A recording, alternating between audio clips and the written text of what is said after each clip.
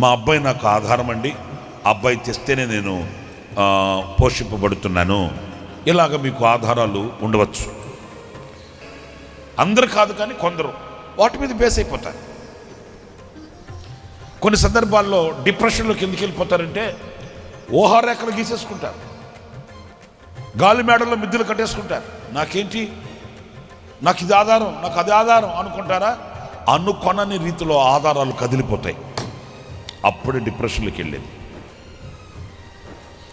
నేను మరలా జ్ఞాపకం చేస్తున్నాను, మనం ఎప్పుడు మనల్ని మనం ఊహించుకోకూడదు, మనల్ని మనం ఓవర్ ఎస్టిమేషన్ వేసుకోకూడదు.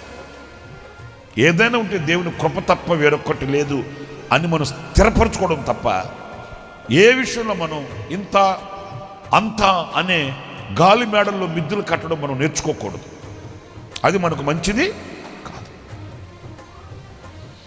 ఈరోజు బ్రతికి బట్టగట్టి బజార్లో నేను తిరుగుతున్నానంటే నా దేవుని బలమైన హస్తం నన్ను కాపాడబట్టి అనే మాట అణువులో ఉన్న ప్రతి పరమాణువుకి మనం నేర్పించాలి.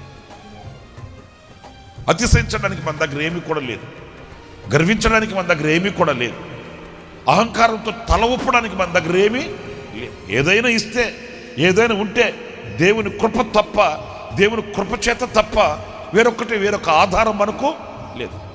మనం పాడుకుంటాము, మన ఆత్మీయ తండ్రి దేవుని లేసన్న గారు కూడా ఆయన అనర్గళంగా పాడేవాడు, నా ఆధారమై ఉన్న యేసయ్య, కృతజ్ఞుడినై జీవితం అంతా సాక్షిగా ఉంటుంది.